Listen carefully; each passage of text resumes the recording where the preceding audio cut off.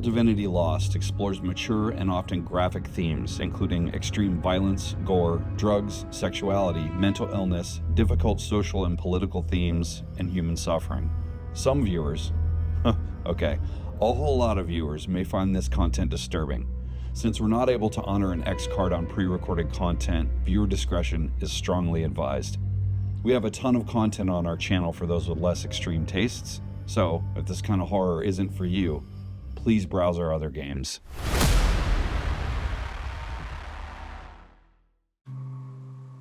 Close your eyes. Wait, let me put on my shades. Yeah, there you go. So Tara's like, my eyes aren't closed. No, I don't trust All right, you. no more jokes. I'm sorry. I'm in character now. No, it's fine. Rain needles the windshield. The road ahead is a black vein, and you, Quinton Phillips, are a clot moving through it. The morning is busy with commuters swarming like ants to the thrumming rhythm of lives intact, lives unaffected. They're connected, purposeful, and ignorant as to how thin the glass between life and death truly is. In the city behind you, chaos will have taken hold by now. An active shooter at a local donut shop, an assortment of eyewitnesses with interweaving stories, the cooling corpse of a young hacker in his basement, fragments of skull and brain like little islands in puddles of thickening blood. Soon the authorities will find those remains, Quinton. The uniforms will walk the floor, take their photographs, bag their evidence. And when they find nothing, no shattered lock, no trace of the man who pulled the trigger, the story will begin to take shape. A quiet meeting between Marcus Mac Ellery and one Quinton Phillips. A rival hacker, a rival vlogger. One is dead, one is gone. A ransacked computer rig with your prints all over it. The whole shit show is a prosecutor's wet dream. Quinton, tell me, as you're driving through traffic, how are you feeling? I am so numb with terror that I don't even know how I'm surviving. Because even as I'm driving, I look to the side, I see the cars, but I don't see the cars. I just see the guy, or I see the bullet, or I see the, chunks of brick flying or chunks of brain flying. And it's weird because almost at the same level of that terror is the terror of coming home in Sebastian, Aunt Bebe's Pinto, and knowing that it's covered in blood, knowing that it got a parking ticket, and knowing that I need to hide all of these things from her because she needs to be protected from all of this. No matter what happens to me, nothing can come back on her. And so I got to protect her. You clutch that parking ticket in your hand. It's something substantial that you can hold on to. You realize that you've gotten blood on it. Your wound, now that the adrenaline is gone, hurts. It hurts like hell. You're thankful that it wasn't any worse than it was, but it was a gunshot nonetheless, and the first that you've had. You're bleeding all over the seat. You're right about that. And as you think about these things, you realize, your eyes aren't really on the road. I need a roll for your disadvantage, please. Let's get that out of the way for this session. Okay.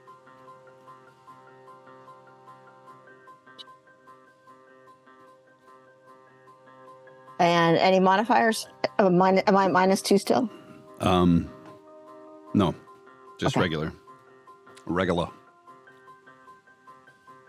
Oh, failure! That's a Huzzah! That's a shame. Okay, noted. So I have 3 hold. 3 things that I can do to you. Oh, God. Oh, there. Yay. Where to begin? So as you're driving along, right? Traffic is slowed. Maybe there's a speed trap. Maybe there's a construction or something, but it's slowing down just a bit ahead. You take this time to glance in the rear view. You realize there's a fleck, kind of the corner of your eye. You've got a little spatter of blood, right? Still little brown spots at this point, but this fleck has substance, and it's just kind of there. You do. You see this clump? It's like fatty, maybe a little gray. Where is it? It's like right at the corner of your eye, kind of right here. I don't want to smear my wonderful makeup job, but yeah. I'll try to, because of course I know it's nothing terrible. So as I like kind of push it away, and I look at my fingers, and I think I realize that this is not any part of me. No, it definitely isn't. It's just like, oh, fatty. Oh, Mac. Like oh, pate. God. It's okay. I don't know. I can't flick it out the window because that feels disrespectful. I can't wipe it on my clothes. All of it feels disrespectful. Quinton, give me a keep it together roll, please. All right. Oh my God, I just wiped the brain on my other hand so that I can roll.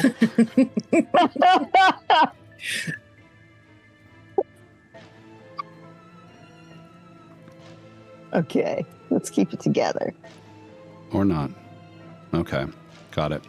Oh, success with complications. That's not bad. So not great, your but that's reaction not to bad. this, how do you react to this? You may become angry, sad. You see your options there, right? But as this really kind of just comes rushing back, you once again relive that moment where there's that crack and basically the warm splash of Mac's brain and blood all over your face there at the desk. How do you react to that? I am going to. What? Sorry. I'm going to reach in my back pocket, like kind of pull up. Baby's always a bitch about having handkerchiefs, cloth handkerchiefs. This is my Uncle Dick's. I'm going to wipe it on the handkerchief, and I'm going to fold it back up. I'm going to put it on the seat next to me. So you're going to become obsessed with that. You have to put it to rest in some way. There's some ritual. So you're going to, we'll think about how that +1 relation plays out. Understood. Okay. Now what I need is an act under pressure roll. So as you're doing all of this, for one hand on the wheel, the other one kind of in your back pocket, and the other, putting brain in there, and there's construction and change in traffic patterns. Okay, so Success with complications. yeah, so what you notice is the brake lights in front of you, like literally right in front of you. You jerk to the side, narrowly missing a rear-end collision at 65 miles an hour. The side view mirror of the construction truck that you would have hit flies off as you basically scrape it along the passenger side of the driver's window. Right, so the kind of front right bit of the roof, basically, you hear this kind of and the thing flies off. There's horns. What do? Do you stop? No, I keep going. I just keep going. Keep going. Okay, understood. Yeah. So you floor it, basically. There's all sorts of horns and whatnot, but with traffic being what it is, there's really nowhere to go. Are you going to stay on the road? What are you going to do? You're going to go in the emergency lane? Oh, fuck, I gotta. Are there any cops around? Not that you see immediately. You can make an observe the situation if you want to take a hard look. And then if I'm gonna go into success with complications. Okay. So you were looking for cops. So you don't see any immediately. There is up ahead near the construction that you are about to pass, sort of in the center of the highway median. There is a patrol car there with its lights on. It looks like it's probably just parked there to call attention to the cluster of construction equipment as you're driving past. Okay, then I'm gonna just fly casual, because that's what you do. I was going to drive, totally not looking around at anything and totally not looking Okay. at anything. So you pull through the median, almost, kind of wedging yourself between the stop traffic and the construction stuff that's there. It's really the only way to get around. The flagmen basically jump out of the way. It's not quite an action movie kind of fast. It's more like an irritated. You hear something about you stupid motherfucker as you drive past. You glance up in the rear view to kind of triangulate your return to the normal lanes, and sitting there in the back seat with half of his head blown apart is Mac. Jostling Jesus. around as you, oh shit, and you get back on the road. You're going to lose 1 stability. Okay. You are in decline. And I have 2 hold left. Okay. Oh shit, buddy. Go ahead and put on your seatbelt. Fuck! Yeah, nice. Oh. What does it mean to be in decline, Jason? That was just me indicating that Q is losing stability. It's like there's no formal game rule around it. Okay, no problem. Kind of ominous, though. Yeah, it is. Like I mean, like, try to shut my eyes as hard as I can really quickly and then open them again and see if he's back there. No, he's not back there. But I'm going to talk to him anyway. Like, oh, God. Mac, I'm so sorry. I hope I didn't bring this on you. I've got... It's pretty I'm funny. sorry I left you like that, but you can see in the... Your internal monologue is ridiculous. You know you brought it on him. You know it. There's no getting around it. I know. I shouldn't... You left If town. I'd watched that video ahead of time, if I'd watched the whole video, none of this would have happened. Maybe. And then you've got that bag of his shit in the back seat, right? Mm-hmm. What did you even get, do you think? We don't know. You got to get home No. and see. So I hope I got it. the rest of your drive goes kind of like that. Every car that you pass, you're convinced that the people are staring at you. And in some cases, in your periphery, you can see them doing so. A little girl with her face pressed against the passenger side window, looking at you, making faces, becomes a leering clown or something in your warped perspective. It's not too long, though. Mm-hmm. Before the way home is just a left turn away. Okay. I can do this. And I've been listening to just like the whole like classic rock morning show sort of thing, and just like listening to these absurd DJs and doing their little jokes and whatnot, and playing like Carry On My Wayward Son, and I'm just, every song it feels like is geared to me in some way, and it's just driving me crazy. But I'm almost home, and I'll fix everything once I get home. It'll be okay. You're listening to the morning show. Up next, a song by Cannibal Corpse called It's Quinton's Fault He Lost His Fucking Brain. Carter. Morning sunlight cuts through the curtains in thin stripes. Warms your face as you're there on the couch. So local talk show chatters, too loud from the television nearby. All plastic smiles and canned laughter kind of gnaws away at the quiet. The taste of Aunt Bebe's pie still lingers in your mouth, sweet but heavy. She never made it to bed. She's slumped there in her easy chair beside you, chin tucked to her chest, hands folded on her lap and her moo-moo. The only sign of life is this guttural snore, wild bursts of it like some creature clawing its way out of her throat. Each rattling gasp made the room feel smaller, really too close, too wrong for this time of morning. You look around. You realize you fell asleep. You actually slept. What do you do? It's going to take me a couple minutes to get my bearings. whose couch is this? What happened? And then everything's going to come flooding back. And is there a blanket over me or anything? There is an Afghan on you. You don't remember it being put there, or you don't remember putting it there. Yeah. I don't remember. I must have fallen asleep after the pie, and she's so sweet to have covered me up. But I sit up and stretch, and the snoring, concerning though it is actually a little comforting that there's another human being nearby. I'm not alone for the first time in a long time. And I'm just kind of going to sit and lean forward on the couch with maybe put my head in my hands for a few minutes while I try and get my brain together, figure out what time it is, figure out what I need to do next.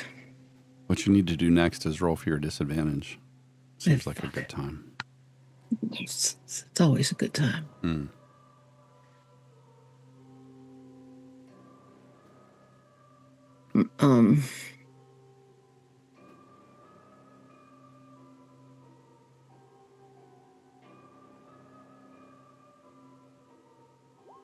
Nice. There's something about this disaster of a little trailer that just feels like home. The stability of care, the stability of family, selflessness. And Bebe doesn't know you, doesn't know what kind of trouble you're in, and really never stopped to ask. She just wanted you to enjoy the pie and get a good night's sleep. Quinton, as you pull along the dirt road, there's an unfamiliar vehicle parked out in front of the trailer. It's not a law enforcement. Remind me, is it a Civic? Is that right? Yeah. Yeah. So there's a Civic parked out front. Okay. And is it a Rhode Island license plate? Wait, we're in Rhode Island, right? Yes. No, Connecticut. No. No, yeah, it's Rhode Island. Wherever we are. Yes. Wherever we are. Is it a in-state license It plate? is a local. Yeah, it is a local plate from here in this county. Okay. I feel like I would have checked out. I would have known everything as much as I could find online about Carter. Could I do some sort of check to know if this is hers? Or is that just dumb? That could just be dumb. No. I mean, yeah, you could give me an investigation roll. You may have a hunch. Yeah. And -1, correct? Yes. Because of yep. What are you doing? -1. Oh, yeah. Damn! I know everything about Carter. So yeah, you do know, you recognize this, and but something about the situation makes it hard to trust, right? Your hands are shaking. Again, you've got this little hanky with a little fleck of brain in it. But yeah, you remember from a photo. Carter, what were you doing in that photo online that then Quinton saw that exposed the car? It was probably the day that I bought it, which was graduation from the academy. Nice. Say more. Did you buy that with your own money? Buy it outright? No, I bought it with my inheritance. Oh, gotcha. Oh, that answers my question. It's like one of his last gifts to you. Yeah. Nice. It was always he always talked about, getting me a good car when I graduated. I had a used Civic before this, but we talked about when I graduated what I would do to celebrate. And I said, I'm going to get a good car. He said, you deserve a good car, but I should be buying you your good car. I'm your dad. And I'm like, but I want to buy it with my own money. So I did not wait to buy it with my own money. I knew that he wanted me to have this safe car, this car under warranty. And so I went to shopping and then bought the car. Nice. Do you drive it differently because he's the one who gave it to you? if that makes sense. I don't know. I think he wasn't really good about his cars. He didn't keep them clean, and you know what I mean. Yeah. So I don't know. I think about him when I think about like, you know, when it's going to need its first oil change, and you know, emergency supplies that I should keep in the back. So there's a little toolkit, a canvas toolkit that I got from Harbor Freight that has, you know, a basic set of tools and Your glass can fix a breaking tool flat and for your landlocked county. You've got the glass breaker in case you careen. But yeah, off a bridge. that's on the little compartment under the dash. It's not in the back. There you go. Do you The hear other his stuff's in the voice when back. you use that stuff? The duct tape and stuff like that. That's in the kit in the back with, you know, with the road flares and whatnot, jumper cables. So I mean, I thought about him when I did all that, and of course, it's still new, right? So I haven't had my first planned oil change, but I've done a lot of wrestling with whether I'm gonna do my own oil change, which is what he would want me to do, or whether I'm gonna take it to the dealer to have the oil changes so that they can't call me on, you know, on not adhering to the maintenance record down the road. That's a place where he and I were different. He was I'm doing it myself no matter the consequence, and I'm more of a rules kind of. I mean, this is really you just trying to get it back on the road anyway, isn't it? Yeah. So Quinton, what do? You pull up. There's a car there. It should not be there. I mean, it's, you know, I don't know, what about, like, say 8:30 in the morning? Okay.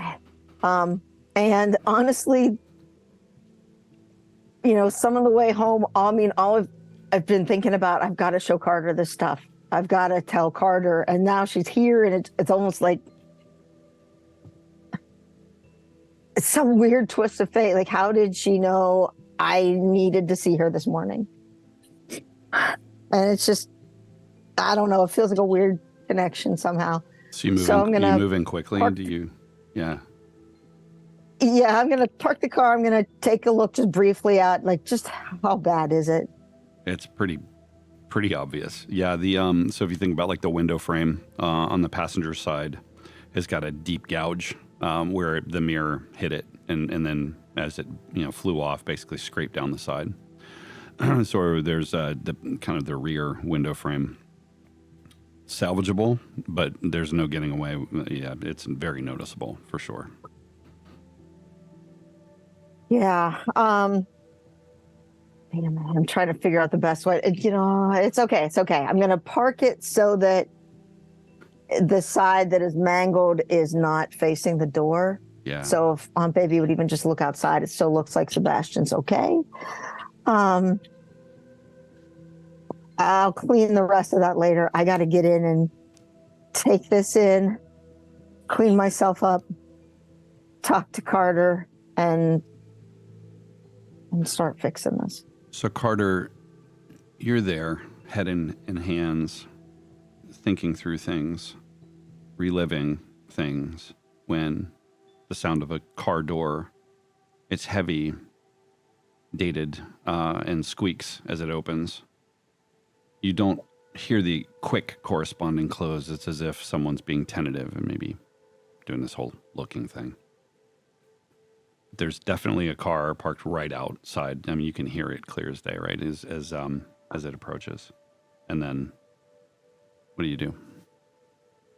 I'm going to stand up and go to the window and look out. You see Quinton walking around the vehicle. You see at that point, right? It's surveying obvious damage, as I described. Mm-hmm. There's a massive blood spot on his leg from the gunshot that you, Tara, would be aware of, but it's not clear what the injury's from, but there's a lot of blood there. I'm gonna run outside. Okay. So Q, the front door bursts open. There is Carter. What does Q see? How is Carter dressed? black eye. Carter is in sweatpants and like just gray sweatpants and this hoodie that was her dad's, and she threw the hat on. It fell off at some point. She threw the hat back on, and I'm sure even with the hat back on, her long hair is in some disarray. She's got this black eye, which is still darkening and fading, and you know, that thing where you have it's worse than it looked, and it gets darker over a few days and starts pooling towards the bottom, and she looks just terrified. For the moment, she has forgotten her own troubles out of concern for this acute situation in front of her. There's someone that she knows who is bleeding and has obviously been in some sort of car wreck, and this is not what she was expecting to wake up to. But she's gonna, you know, her frontline first responder kind of instincts are gonna kick in, and she's gonna make sure that he is stable and find out what happened. Smart. And all the thoughts about, you know, where's the video and what really happened and what's going on are temporarily pushed to a close second. Smart. So you step out onto the porch. Q, you see this, and obviously there's this moment where you don't even know how to process. She's there, even disheveled and looking like she had just maybe woke up, which is strange enough. Maybe you passed each other as you left last night. But even despite that, she's still, there's something about her that allure, that charm. But then you feel something, that gnawing prick of cat tongue, that dream. Is this real? Yeah. You know, I'm wearing some of the clothes from that lost and found box. So when Carter walks out, I don't see her when she walks out because I'm kind of like bending over to look at something.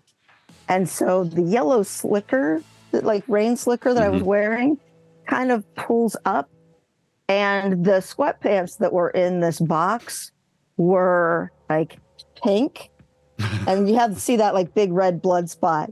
But as I'm leaning over and the slicker kind of pulls up, you see this big like juicy across my ass, because those were the only ones that were there.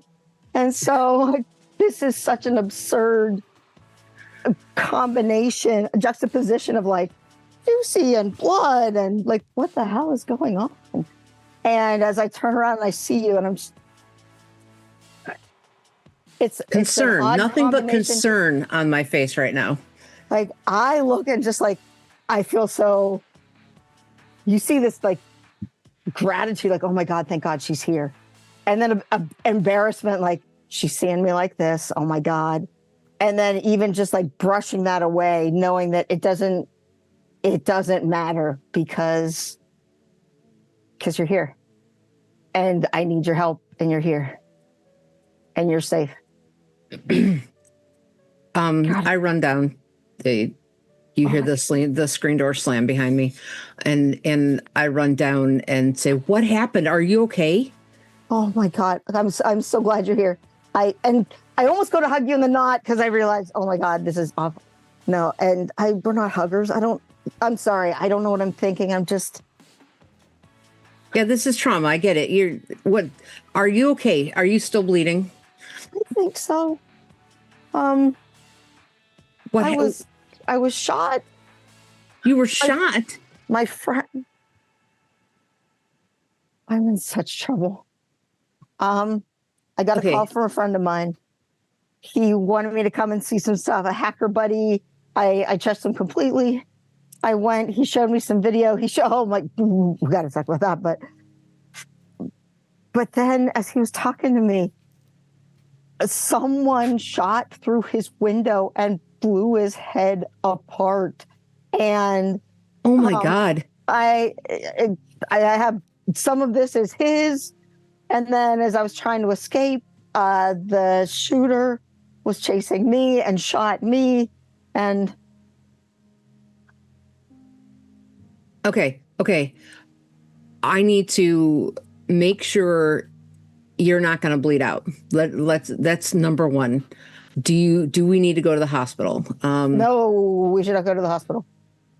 Why? Gunshot wound, won't they don't they, unlike NCIS, don't they have to report all that stuff? Well, yeah.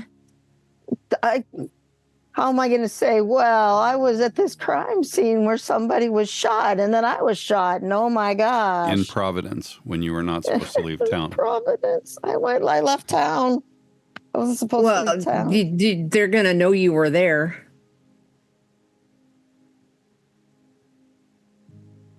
They're going to know that you were there. I know. Maybe. All right. Do I have fucking cult? I don't know what to roll. I want to roll to ascertain the seriousness of his injury and whether we can stabilize him here, get the bleeding stopped. So, assuming you have your training, act under pressure would be a good way. Are you going to try to take him into the place where you will have more, sort of antiseptic and gauze and that sort of stuff? Probably. So that's I need to figure out how urgent this is, because I'll reverse engineer this. If he is stable enough for me to rip off one of the legs of the juicy sweatpants and wrap it around the gunshot wounds, and drive to my place where there's nobody there and I have lots of first aid supplies, then I think we are going to be safer than staying here with Aunt Bebe, who is going to freak out. Yeah, let's use act under pressure for that. Okay.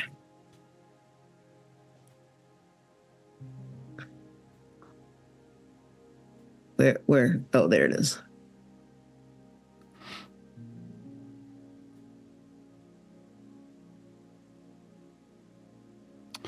Nice. Always with complication. Yes, always. Deep graze. The bullet, didn't actually, penetrate meat, shall we say, but it took quite a channel. I have to pause for a second. I'm sorry. Yep, no problem. Okay. I was going to ask something. Wow, Miko's getting You're doing naughty. Miko. Do I need to? Should I be pulling down my pants, or is she gonna actually cut it off? Because I don't know if we have anything. Yeah, there's really nothing there. In the moment. As she talks to me, yeah. I mean, I'll pull them down to show, and as I pull them down, and she sees these silly boxer briefs. They're bright yellow. The brand, Caterpillar, is right across the band. It just looks so absurd, and especially against the pink of the sweatpants. And I mean, I know that she's looking at this wound. I know that's what she's doing. There's nothing there, but also I'm pulling down my pants for her, and that I honestly don't know how I feel about that. So I'm just trying to.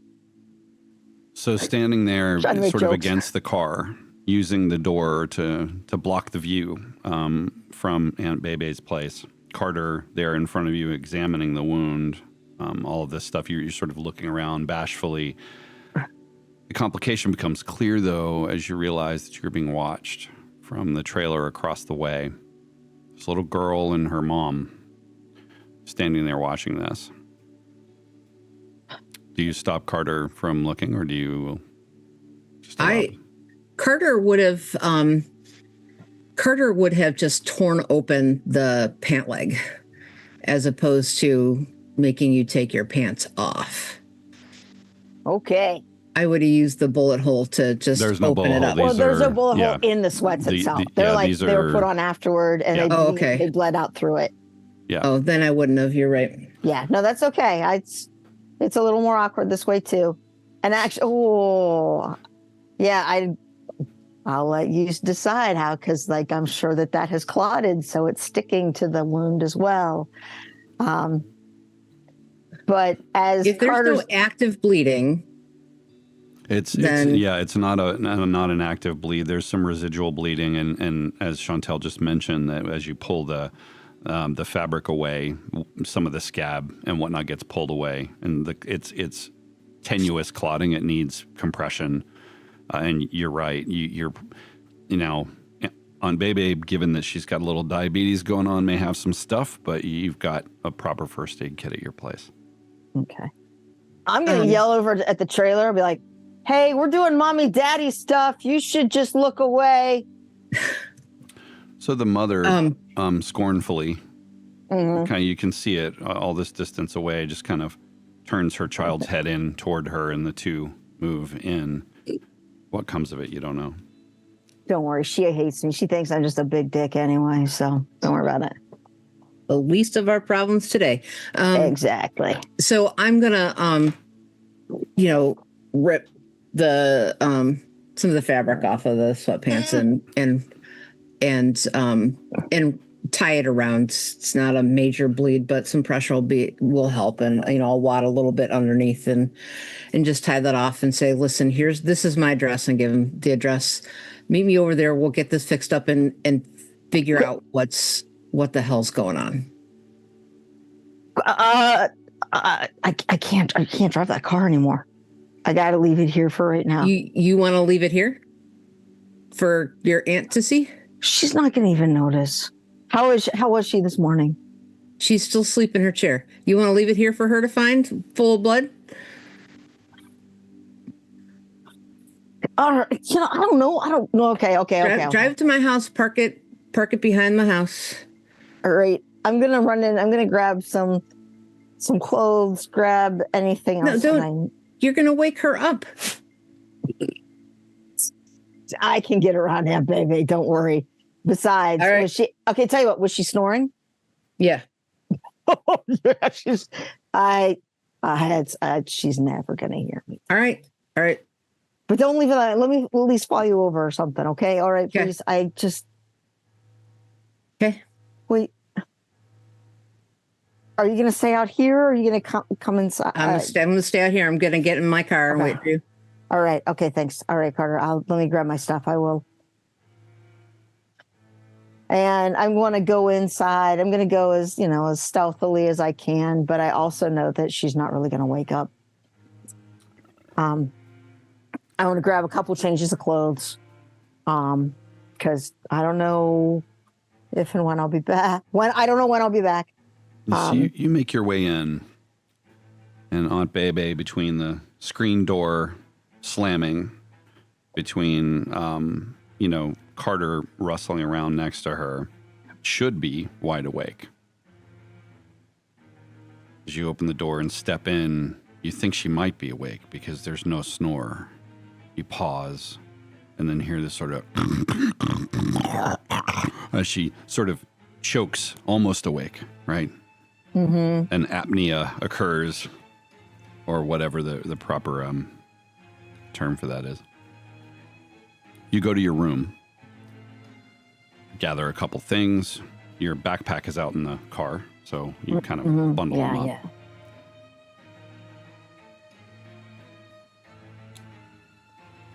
There's a message in your inbox. You see your main computer there, right? Okay, yeah. On your hacker net. I'll check it. So you see a message there. It has video of you pulling a parking ticket off of your car. Looks like it's taken from a building-mounted security camera or something of the sort. It's from a familiar person. Well, a familiar someone. It says, "Peekaboo, we see you. LOL." And then it's got a string of annoying, different laugh emojis, smiles, laughing with tears, all that stuff. Mm-hmm. You feel the rush of warmth, and panic kind of starts to set in as you realize that there could be more footage But you do manage to gather your things. I want to make sure that like mark it on red. And so that way they at least like maybe, I mean, they'll know, but still just that last little, click of whatever. Of course. Fuck. I'm going to leave a note for Bebe, let her know that I am, I'm going to be out for the day. I took some stuff. I'll be back. If anybody's looking for me, just tell them you don't know where I am. And I'm not telling her where I'm actually going, just saying I'm out. Yep. And I'm going to leave it on the table, like put the salt and pepper shakers on top of it to kind of hold it down so the cats don't knock it off. And just kind of look down, just shove some food in their dishes really quickly so they don't wake her up because they're so freaking hungry. And snag a Mountain Dew, and I'm heading out the door. So you do, as you walk past her, she's stirring.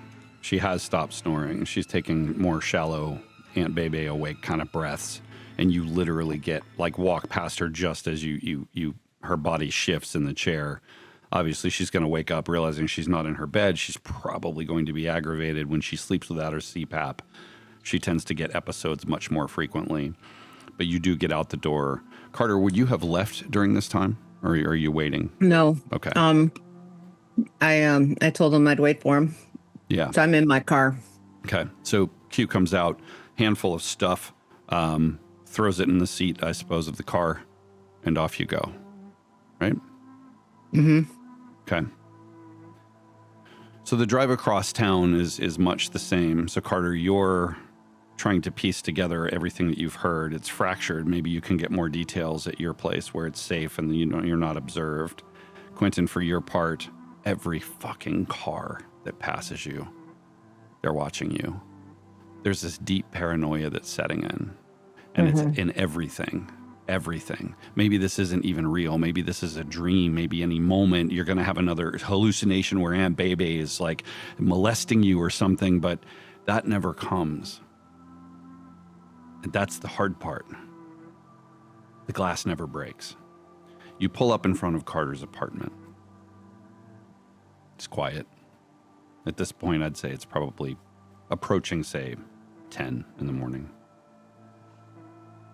You get in. I'm assuming, Carter, you get him patched up without fanfare and observers. You're able to really kind of think about the wound. It is a deep gouge, but it will heal.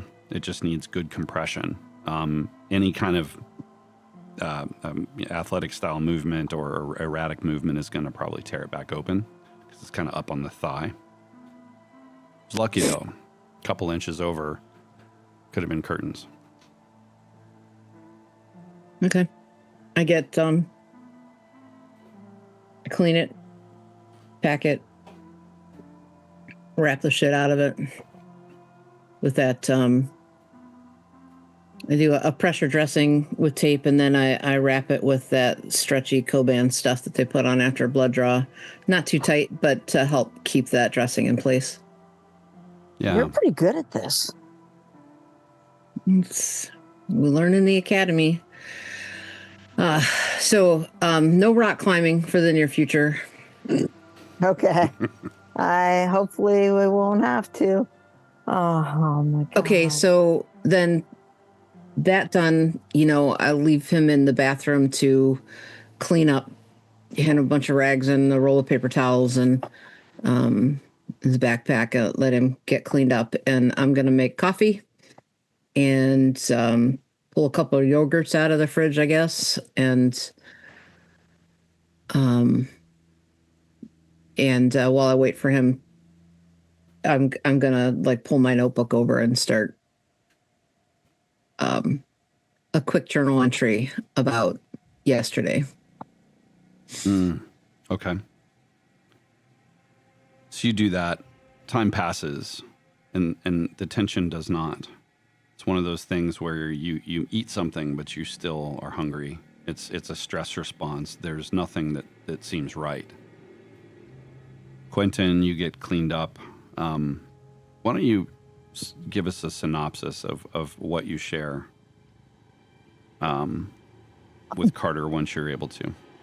Honestly, I'm going to tell her everything because I feel like we're in this together, and if we're going to solve this, I can't hide anything from her about this. Are you crying? Is that what you're doing? Are you crying as you're telling her this? I mean, shouldn't you just be able to? I mean, a real man wouldn't cry because of a little blood, would they?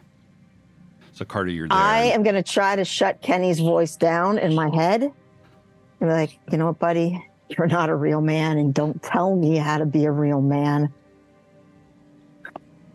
I'm a real man.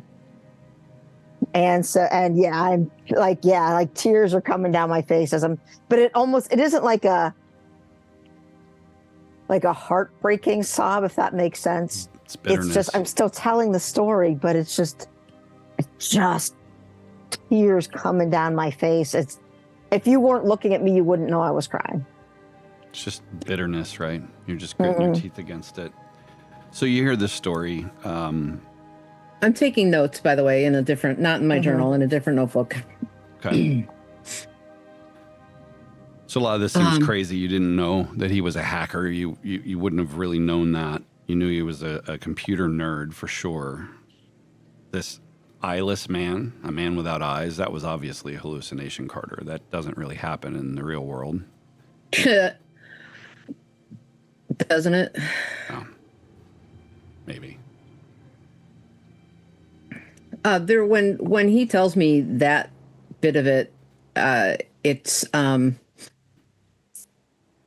like the second time that I feel like a connection to Q, because it rings, it speaks to some memories and experiences that I have had as well, though I'm not going to tell him that at this time. But he probably notices that I don't give him a look of disbelief, and that I'm not treating him like he's crazy. I'm treating him with gravity and like I believe every word that he says. This whole story about his fellow hacker that got shot, it doesn't even occur to Carter to question that story, because as unbelievable as it is, she can also, she's doing all of the triangulation and going, yep, that makes sense, and Q's probably not. This would have to be very premeditated of Q to have arranged all these details that are believable. As far as, like I said, the triangulation of positions and so forth, it doesn't. I'm checking these things in cop fashion in my head the whole time that he's talking, and all the boxes are checked that say, yeah, he's telling the truth. One of the things I want to, like, when I tell the story about the coffee shop, because I want to see your reaction to it. While I was in the coffee shop, I ran in, I was cleaning myself up, and then I heard him breaking in, and I knew that innocent people, if I didn't do something, innocent people were going to get hurt because of something I did. And so I sneaked out of the bathroom.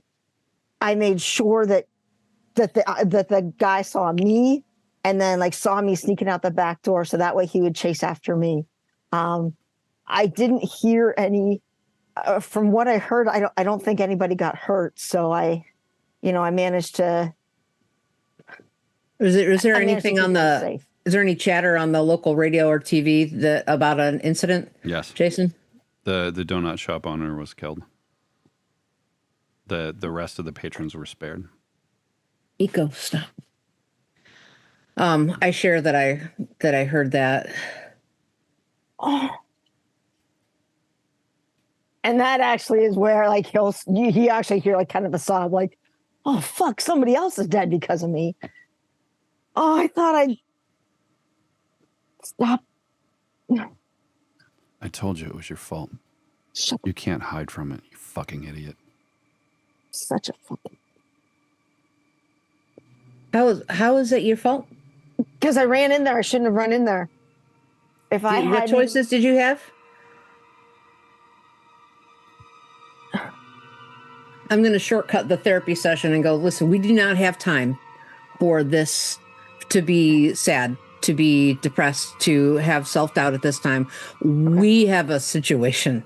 We need to figure out what to do next. And sitting back and pointing fingers at ourselves is not going to help this. You didn't deliberately hurt anybody, and you need to just start with that and move forward. We can deal with the rest of it later. Increase your relationship. If you don't have it listed on your sheet, add it. Carter +2 for Quinton. Nice. And so give yourself a keep it together roll. Quinton at +2 bonus, please. Might be the first time I've had a Sir, what are you plus doing in here. What are you doing? Whoa. Wait, I think because of the plus. Hold on, wait. Let me go back and just, because I did a +2, and let me just put 2. Because I think that's what's messing it up. Yeah, probably did. Okay, that's better. 14. Okay, all right. Woo! I'm gonna take... We were gonna end this module early. Yeah, you lose it. So I think, I think she distracts you away from your emotions for now. And I think your stability will decrease by 1 again. So now you're at what, -3? Okay, yeah. I think you're getting angry. I think this whole situation is, so she's allowing you to channel this. The anger occurs to you though, wait a minute. All this could make sense. You have a bag full of some stuff that you grabbed at the scene, right? Yeah. And you have the original I got some footage stuff as from well. Mac. I got this. Let's take a look at it. Let's see what's here. Because these fuckers have been hurting people, and we're taking them down. Okay. We got to talk about one thing before we go into crime duo mode. All right. What's up? And that is, at some point, you are going to have to tell the police what's going on, what happened today, yesterday, whatever. You're going to have to, because you will be presumed guilty for hiding. And you can't hide forever. But that moment is not right now. And to be fair, I have told the police. Just not the police that might be interested, but I am not on active duty. That's nice.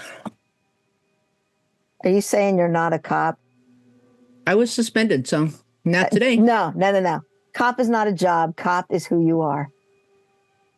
You are a cop in your heart, and that's more important than those bullshit assholes that are on duty.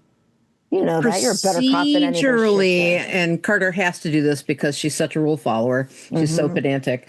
Procedurally, I am not an officer today. So, but actually, you're not an officer today.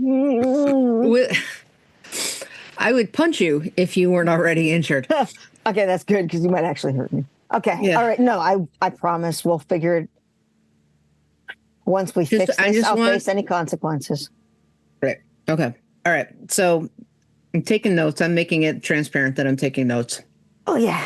I mean, that's what you do, and that's how you solve. I mean, honestly, that's how you solve cases. So I would not have thought anything about that at all. That's what you do. So Carter, as you look at your notes, right? You're listening and you're reviewing and you're thinking, okay, how would I present this? This is madness. It is madness, but it's the beginning. None of it adds up.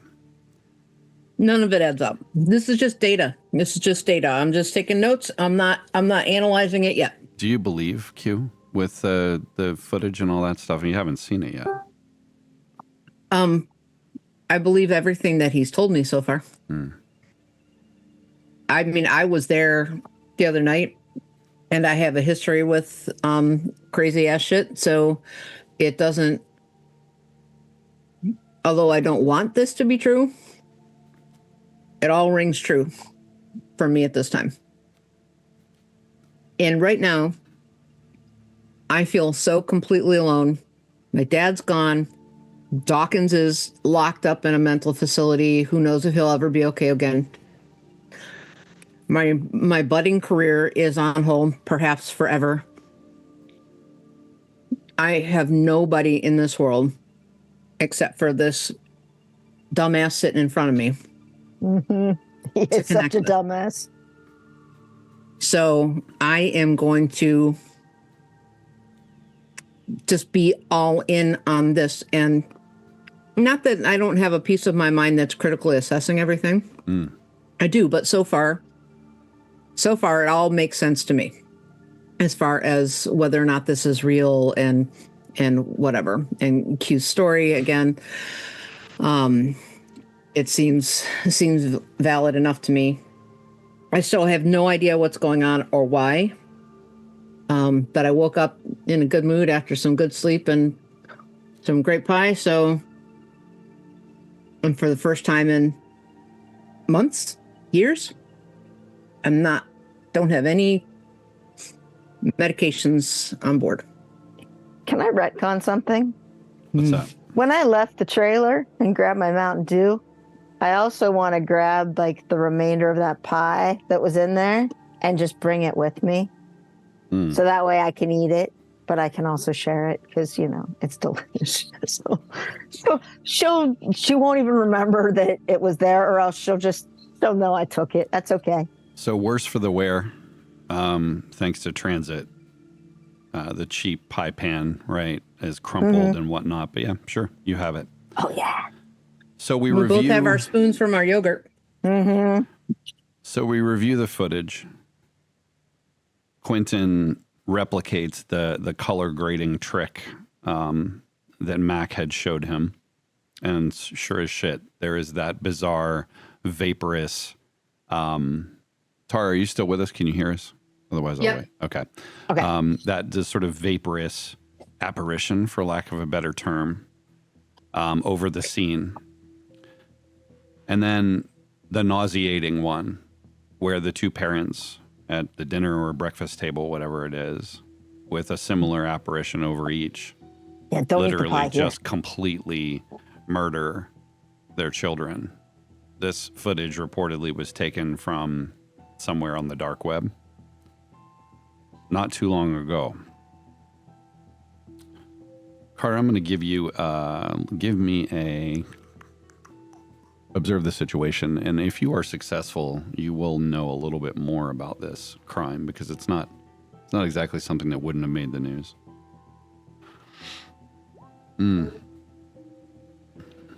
So the notes that you remember about this crime is it happened around Providence, and the family was a good church-going family, and apparently the mother and father both just lost it. The ultimate disposition, though, was that they went into some kind of drug-fueled rage. And you believed that, right? It kind of strengthened your hatred for yourself, your self-loathing around this drug abuse. It's going to happen to you one day. That's not what happened here. They're just eating like you used to eat with your mom and dad. And then suddenly, almost like a quiet order was given. The murders happen, and they're grisly, and there's no affect whatsoever while it's happening. Is there any familiarity to anything in this video? Do I recognize any? Does it feel or look familiar to me? No. As far as like a place you'd been, or the only thing that ties this back to something you've experienced would be the black drizzle, which is very hard to see. And Q kind of has to point it out and rewind and point it out and rewind and point it out. It's just a middle-class little house, home, kitchen, that kind of thing. Okay. So when he points that out, my affect is gonna change a little bit. I'm not gonna say anything, but I'm gonna feel a couple things and go into my head for a little bit. Can I do maybe an observe the situation to see how, because even though as I'm watching it and showing her I also want to watch Carter to see if she's like how she's reacting to it. Like, does she believe this? Yeah, give me a roll, and we'll see how many questions you're able to ask based on the outcome. Okay, so You could I do have read a person. You could do okay. read a person, yeah. If you want to target it at her specifically, you can do that. Yeah. Yep. And do I add? Okay, because I've got the -3 stability, but I've got a +2 relationship. Well, So it's +2 on Carter's side. Oh, not on me. Not on okay. you. Mm-mm. Okay. Oh, sorry, baby. Okay. So then just -3. Whoops. What am I doing? I've got these all over the place. With this, I'm not going to call your penalty to task here. Okay. I think it's a calm moment. I think you're okay. Failure anyway. I can't. She's got good cop face. I can't tell. Well, so the reality is, it doesn't matter what you can tell because she realizes you're staring at her awkwardly. Carter, you're in your feels there, and you look up, and Quinton is just staring at you. You're not sure the motivations behind it, but it's awkward. Why are you looking at me like that? Well, like what? Honestly, I'm just trying to see if you believe me or if you believe this. That's all. I believe I'm trying you. to figure it out. Okay. Sorry, I didn't mean to make you feel uncomfortable. I'm sorry. That I believe you, but I'm not making eye contact right now because I'm still in my. Yeah. And as soon as I see, like, what are you looking at? Like, oh, so we're all like looking everywhere except each other. Yeah. Just see this on the screen right here, and trying not to look at her then, which makes it even more awkward. Jason, can I do observe a situation about these videos, about this video? Yeah, give me a roll. I'll let you ask a couple questions. One question, no questions. We'll see. I hate this macro options window.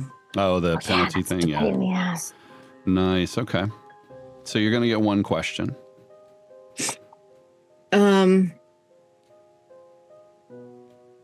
Like having a ring of 3 wishes in D&D. Like, how stressful is that?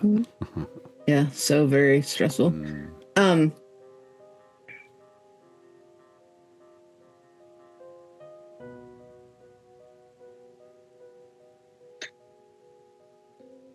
hate this mechanic in this game, by the way.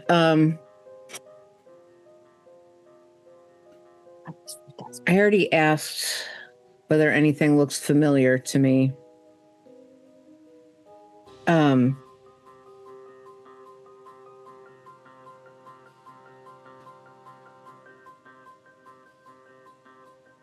You're going to have to help me. My mind is going blank. Yeah. So what are your motivations? What are you trying to sort out as you're watching this video? It's there's not a lot to deduce from the camera angle. It's like a ring camera or something, right?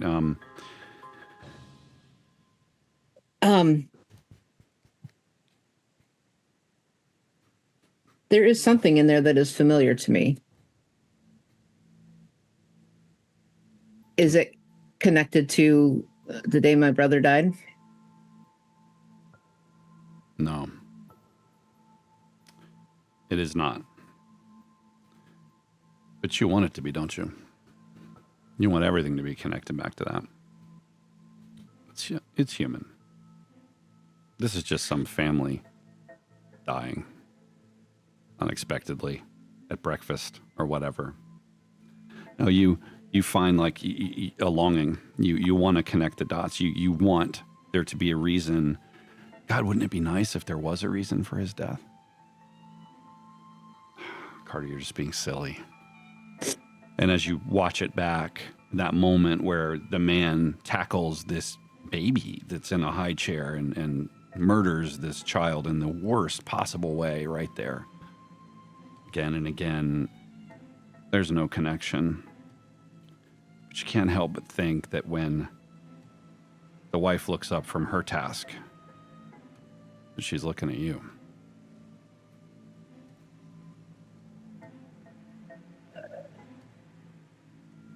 You okay? This is hard to watch. Oh, yeah. And I think I'm going to tell Quinton in this moment that, watching this, that I'm looking for something to connect this situation with what we just went through. And that's why I keep, replaying it, and that I just keep getting this feeling like she's looking at me. Oh, yeah. Yeah, it's so weird because she looks straight into the camera. And of course she's looking at you. I feel the same way. Oh my God, sorry, I've got stuff all over me. I've watched this. I watched this a couple times with Mac. I mean, Mac was telling me he watched it like hundreds of times because he's trying to catch everything and see it up. So it's okay that you're watching it. It's not like it's... Watching the mother start to consume her child is really tough to get past. It's almost like it can't be real, but I know it's real. I remember hearing about the case. You didn't hear this about the case, though. I mean, it's just like, oh, they went crazy and killed their kids, not, ripped them apart like a chicken and, like a rotisserie chicken and ate them. Like, that's horrific. The apparition, the fluid, those two things are common among the footage from the scene. You have to wonder, is there something there? Is there something at Mildred's place? Could you even face that if you had to? Look at this stuff. This can't be a coincidence. No, Black goo, that there's something. Is it like an infection or some weird drug thing? I don't... Jason, when Max showed it to me, didn't we see kind of like vapor coming down from the ceiling, like into them? Yes. Okay. So, I mean, it almost looked like something like, I mean, God, if you believe in aliens or whatnot, because look, and I go back to the beginning where it comes down and we see it kind of like maybe come through the vent, come through the ceiling, whatever. Like, look at it right here. It comes out of nowhere. And as it hits them, we see their aspects change. And so I think it's some sort of gas attack. I don't know. And why would they attack these people? Why would it attack Mildred? What is do we know if Mildred went to their church, or is there any connection between? I don't know, but it didn't affect the neighbor across the hall from them. So, all right. So, I mean, I'm taking notes. And what about the footage from Mildred? Are we watching that too? Yeah. Yeah, I can show you some of that. Yeah. Why didn't you turn this over to the police? So you see the unfortunate truncation of the important details. Mm-hmm. Your question is still valid because Quinton wouldn't have known what was on there until later.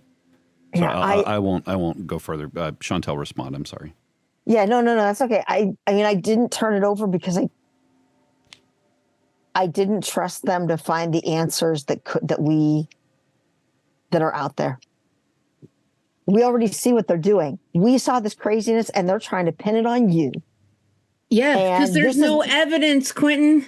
Well, is this evidence? Is this real evidence that they would be like, well, yes, of course. It's some evidence. Right now, there's no evidence. And right now, I can be like, oh, I turned over the wrong phone. I'm so sorry, whatever, blah, blah, blah. But, I can BS that. But I needed, if I was going to protect Doc and if I was going to protect you, then I have to find the answers. And the only two cops I trust are you and Doc.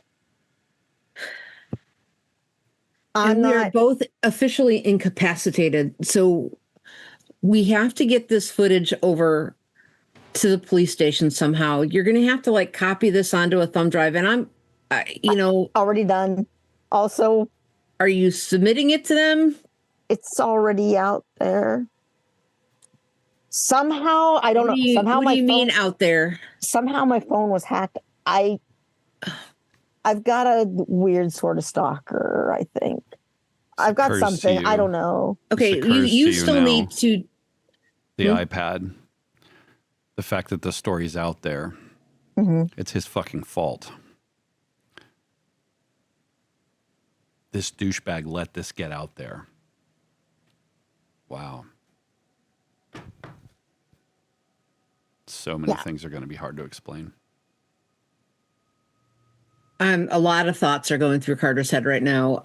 One of them is just she's going to reflexively react from her pedantic police kind of rule follower perspective and go, should have turned it over immediately. That's procedure. And that would have looked transparent and blah, blah, blah. But on the other hand, like, there are so many, he's right. There are so many things that they've said so far that really make it sound like they're just trying to find a scapegoat, and he needed to back it up and have copies of the evidence. And on the other hand, why didn't he do that from the beginning? Why wasn't everything automatically uploaded to the cloud or some bullshit while he was doing it, so that there would always be a backup? And on the other hand, like, he's probably never really had a story like this, and why would he anticipate that was necessary? So all this is going through Carter's head while she's sitting here burning on the inside. Okay, so you need to turn your phone over. You need to turn your phone over so that they can examine it and authenticate this footage, because they can't authenticate the footage that's up on the web. They need to be able to authenticate it on your device and make sure that it wasn't fucked with and altered. Okay. And so I don't care how we do that. You can mail it in. I don't care, but we're going to have to turn this footage over. And what's going to happen when I turn that phone over? Am I going to be free to investigate? I'm not. I don't have any authority to do anything. So I'm telling you, you don't have to walk into the police station and get arrested or whatever. I'm telling you, you got to put a copy. You got to put this phone in investigators' hands. And certified mail is probably the best way to do it, because there's a record of the device. And if there's anything shady going on the other end, at least there will have been a record. Jason. Oh, go ahead. Do I have any contacts in another department that I trust, or someone even within this department, maybe not one of the cops, but one of the ancillary employees that I might trust to Sure. deal with this appropriately? Jane King. Jane, right. okay. I think she might be one. That may be the captain on a stretch.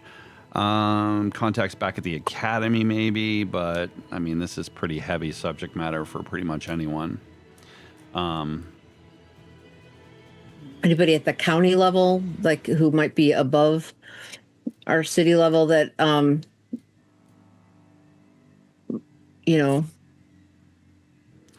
It's a long shot. Ex-boyfriend's dad was on the county commission. You might be able to work that angle. But there's a whole lot of weird that you've got to, get past as a speed bump before you take this to anyone else. Could try. I just want this phone turned in and properly documented. Jane is the closest thing you have to evidence. So she wears many, many hats, including her Sunday one. But yeah, so she's, if you wanted something to just go directly in evidence, you might be able to persuade her to keep it quiet. Maybe. Particularly if you don't tell her why, and just have it processed. Maybe. I don't even care if it's quiet. I just want it there. Okay. Q, how are you feeling about this? I don't trust them at all. And I would, You're gonna fucking go to jail. Mm-hmm. I feel like if You're going to go to jail for withholding evidence now. Well, if I go to jail now for withholding evidence, or if I go to jail next week for withholding evidence. That's a whole week of us investigating. I'm not asking you to turn yourself in. I just mean that turning this phone in isn't going to make anything worse. Give me a day. Tomorrow, Right. I'll turn it in. Okay. Okay. But I just want you to think about something here, Q, and that is without this phone and the evidence that's on the phone, it's my ass, I know. not just yours.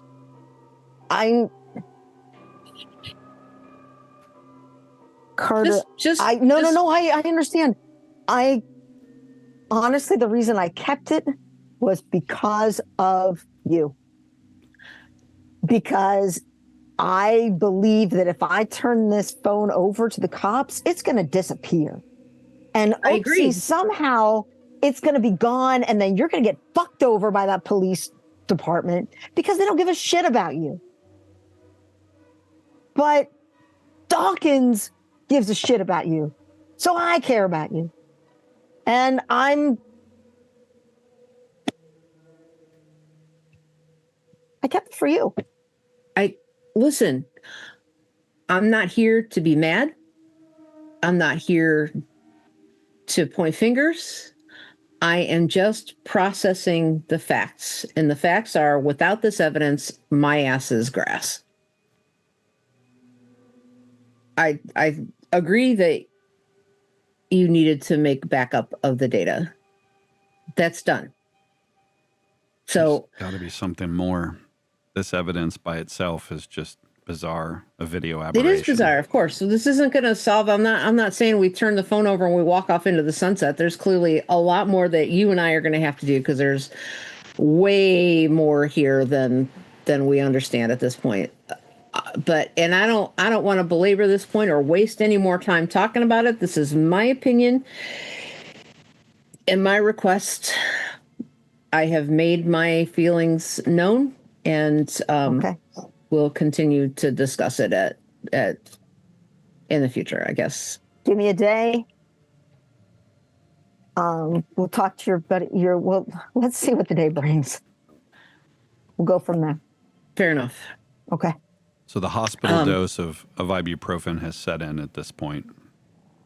You're feeling a little more mobile. You've gone through what's there. You grabbed what you could. Obviously, it was a mad dash, if you remember. You were being shot at, so you just grabbed and made a mess of the computer rig. Yeah. I jumped out a window. I crawled out a window. So you've got quite a lot of stuff in your possession. Some of it maybe reveals that Mac wasn't quite the wholesome character you thought he was. He's got a lot of video of people dying really horrible deaths. The gruesome remains of car wrecks, grievous injury, work injuries like a giant hydraulic piston falling on a man's head at a fairly close angle. Do I see this footage? Yeah, you do, for sure. I mean, I'm thinking you guys are kind of going through, look, I took this from Mac's apartment. There's just tons of it there. Mm-hmm. Am I, do I need an act under pressure to see these car accidents? Let's have it keep it together. I love it.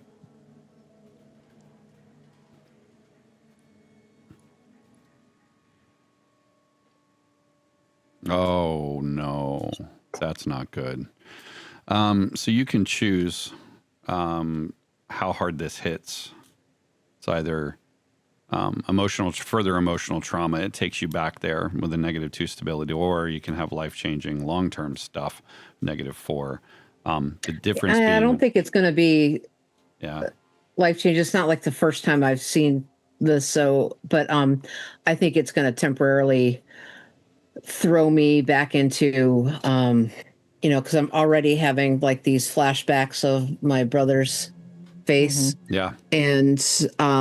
And these sounds and everything. And now to see the visceral footage of these accidents is going to put me into a full flashback. Yeah, so you're there and you're watching, right? And the footage is basically taken by an EMT or maybe someone at the scene as the EMTs are trying to respond. the car has run up underneath a semi and is basically obliterated. There's something that once was a person in there as the camera zooms in, or as a person approaches, right, with a cell phone, jostling around as it does. You see basically the head has hit the steering wheel and just splattered.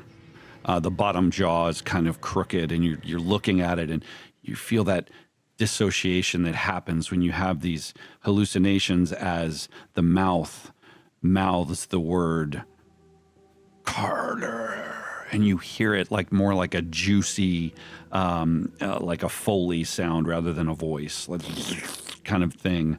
You shriek.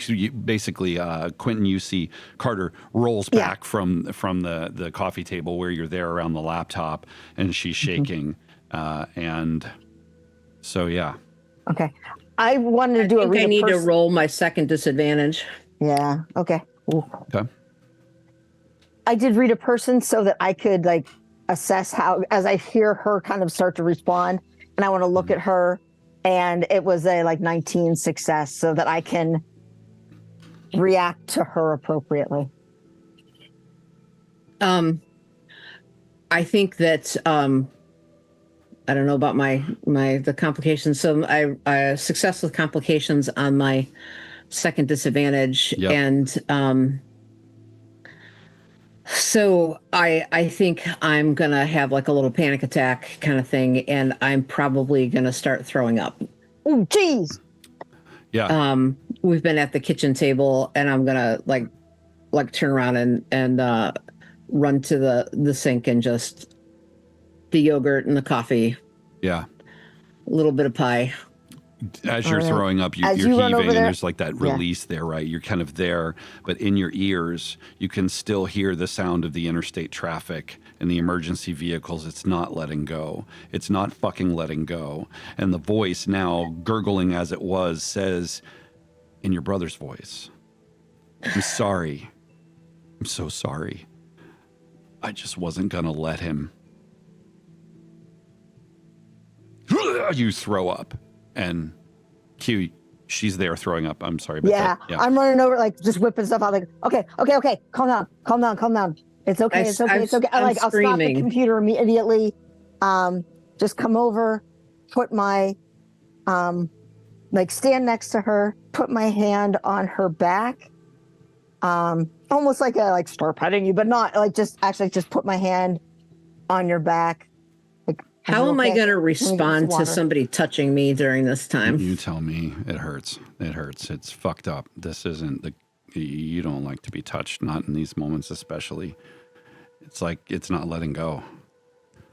I'm screaming, no. Whoa, no. Give me I immediately jump back, but turn to the side so I can see you and you can see me. Like, it's okay. I don't know. It's turned off. Talk to me. I scream my brother's name. Tell me. Oh, do I know her brother's name? I'm gonna say probably not. Okay. Who is it? Everything he knows about me, and he's not going to know that. How public would you have been about that death, though, on your Facebook? Because he stalked you, not your family. I mean, I think kind of everybody in town knows about that. That's fair. Let's go with that. I like that. So yeah, known, but no nuances. Her brother died in a car accident. Basically, that's what you know. Okay. I wasn't even thinking. I didn't know that was on there, and I didn't mean to bring up anything about your brother. I'm so sorry. It's okay. What can I do? I'm gonna continue to dry heave and kind of scream, and maybe I'm going to start singing some stupid song. To try and drown out the noise. And it works. So you start first by humming, and you're kind of your lips quivering, break into the verse. What's the song? What is it? Jeremiah was a bullfrog. Oh, wow. Yeah. So probably a little out of key and certainly off rhythm. You hum it first and then sing a couple of lines. Quinton, as you watch this fragile, the otherwise completely resolute friend of yours now, right? This fragile creature, as she tries to cope with something you're not seeing. And I just say, joy to the fishes in the deep blue sea. Joy to you and me. I'm going to give you and just try to like sing one along plus with one to her. relationship for that, please. I'll give you your first pip there. And it starts to fade. And as I sing, you know, I love the ladies.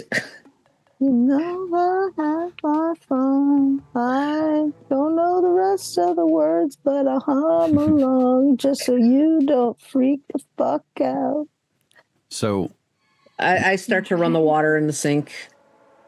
So the water washes the vomit down and what little, the chunks of even more coagulated yogurt, right? Yeah. I'll grab a paper towel, wet it, and like give it to you. Our scene closes here. Where are you heading? What are you doing next? Are we gonna go to the crime scene? Where do you think we should go? That's a very good question. Carter needs to come down from this for a second.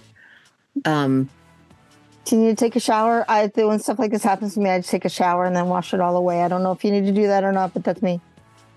I feel like character arc-wise, it's time for us to talk about it a little bit. Okay. Why I'm freaking out and whatever. Okay. Because I've, got a couple points of instability. I feel like I'm probably down to shaken. Yes, I would agree with that. And I need to ground myself somehow. And this flashback is just kind of pushed me over the edge of being able to cope. And I think the only way back into this is to share with you at this time why. Okay. And I've never told anybody about what happened the night of the accident, and I've always pretended that I just blacked out. But these things all together, these experiences all together for the last 72 hours have pushed all of that to the fore. And I don't know how we can continue to investigate this situation without you having some understanding of why this just happened. So this moment of sharing, and this is where relation becomes very important, this moment of closeness and openness will restore stability in the amount that you have with the person you're sharing with. So I believe that's 2 for you bestowed back to Q. Q, you feel her opening up to you. It grounds you somehow. You're starting to understand and be able to peel it apart that maybe it's not all related to this situation. Maybe she's just fucked up in a different way, right? And then 1 for you, because your relationship with Q is still growing, but you will at least gain 1 stability back. Congratulations on that. I look forward to taking the rest away. So you open up. How much do you share, Carter? About? I think I'm going to trauma dump it this time. Oh, wow. Bring it. So I can figure out where page 1, there we are. So when I was 10, and I can only tell him what I remember / am admitting to myself. Mm-hmm. We went, we wanted to do a sleepover at the cabin, and the cabin is like this hunting cabin that my dad and his buddies would share, and they would go up and, I told Q approximately where it is. And my friend was there, and my older brother, 10 years older than me or whatever, 6 years older than me, whatever. I think he was 17. What's your brother's name? I wish you hadn't asked me that because I don't have the piece of paper in front of me with that information. Okay. But we were all up there, and we took my dad's truck, and we were doing all the things, all the the ghost stories and the haunted wood stories, and we had popcorn and s'mores and a fire and all that, and we had kind of hunkered down for the night. We're waiting for Dad to come up and spend the night, and there was some sort of dare, and my brother and his friend went outside, and next thing I know, they came inside, and he had blood all over him, and he was screaming, "We gotta go, we gotta go, we gotta go!" And he was bleeding, and we got in the truck, and he was driving like a maniac, and I didn't understand what was going on. That I was in the front, and it's an extended cabin. No, I wasn't in the front. I was in the back seats. I was the only one wearing my seatbelt, and he hit a tree. I don't know what happened. He hit a tree, and he stayed in the car, and my friend and his friend were thrown, and he died. And while we were there, like, I saw things. It must have been trauma. I must have had a head injury, but he was screaming. And then the screaming stopped. But before the screaming stopped, all the trees were gone, and the sky was like a big mouth, and it had teeth, and I could see him, but it wasn't him. It wasn't him. It was some sort of monster, and it was smiling at me and talking to me, and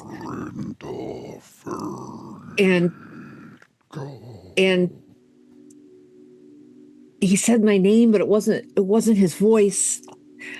But the screaming had stopped, and then EMS got there, and he was gone. He was long gone. And I told everybody I just blacked out. I didn't ever tell anybody about that, about the sky. And I haven't really slept well since then. Been like 14 years. But Q, you notice that she's squeezed her fists so tight absently that her nails are starting to dig into the palms of her hands. She's shaking. I'm not going to touch her, but I'm going to put my hands like over her fists and like kind of around them with, still just like maybe like an inch of space between them. Like, there's a kind of closeness thank you for here, trusting me in that. Carter. There's a closeness here that you haven't felt. You were too young to feel it then, and you've not let yourself feel it since. And this situation's going to take it away from you. He's a criminal, like it or not. This situation's going to take it away from you.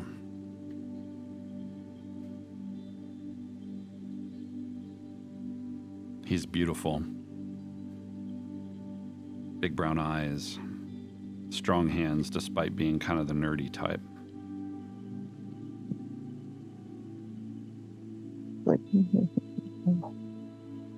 Can you help him?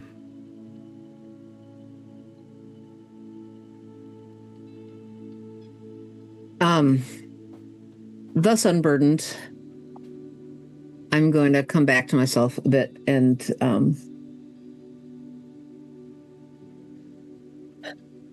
realize that what I'm doing with my hands, and I'm going to pull them back into my lap.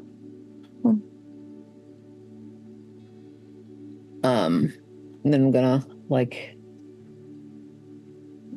straighten up. Yeah. And I'm gonna wear the little armor for a minute while I assess his reaction to that. I'm going to grab a paper towel, like 2 of them, wet one. Actually wet 2. If you want, like, if you want to wash off your face, here, put your hands out. Let me clean off your hands. And if you'll really put them weird out for me, but I hesitantly put my hands out on the table, and it feels extremely vulnerable. And this is not a feeling that I am used to. Quinton, And as I think sorry, you feel like this practiced care, the kind of nurturing that you learned from Aunt Bebe and your mom. And my sister, Yeah. Brianna. Oh, she washed my knees so many times. And actually, as I'm washing and like putting stuff on, I'm just going to briefly talk about good memories of my sister. Like, you know, my sister used to do this. When I started learning how to skateboard, she would clean up after me. She was the best in the world, and I loved her so much. I still do. She's not here anymore, but she is, because what I learned from her, I'm doing for you. And I bet that there are parts of you that you share with other people that are your brother. And so your brother is still here with us too. He was my protector, like big brothers are. Mm-hmm. Oh, big sisters are too, believe me. So, thanks for trusting me. That's a scary thing to talk about.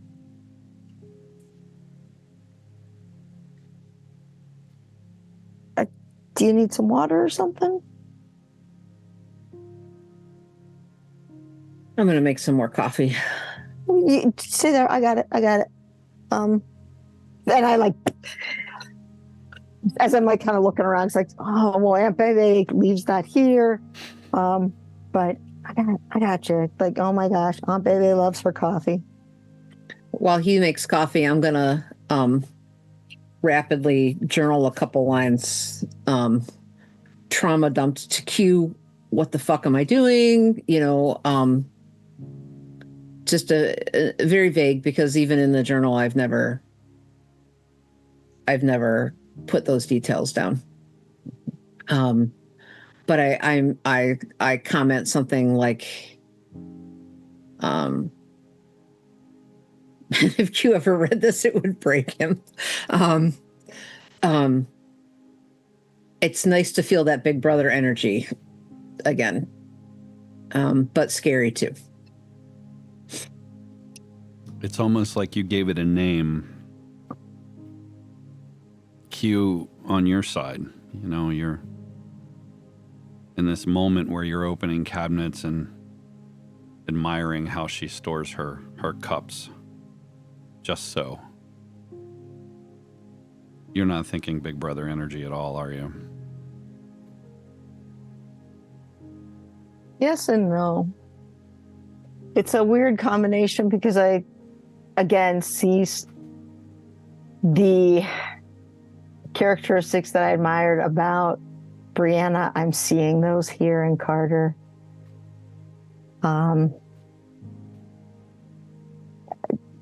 It kind of transcends all of it, because that the vulnerability that she showed while sharing that transcends any of that. It's just like person to person, soul to soul. And I Pure. just feel, yes. It's and real. I feel like I can do that. I'm glad I could be that for her. It won't last. I know I'll fuck it up, but I mean, in this moment, I'm just happy that I could make someone feel safe. And I think from Carter's perspective, while this feels very raw and vulnerable, it is an anchor point to to have this moment, and to have one other person in the entire world know this and not run away screaming is important to her. It's grounding at this time, and it's not. I think her perception of the energy between them is pragmatic at this time, and what she needs is support and care. And so the last time she felt that protected like that was before her brother died. She doesn't really remember the details of that, but something is knocking on the door of memory of that night as well, with this interaction. And yeah. And if there's anything, if there's anyone who can help you get answers, if there's anything that can avoid you losing this feeling, the two of you have the answer as a twosome. And I know that our time is short, but I think that our next stop needs to be Dawkins. Okay.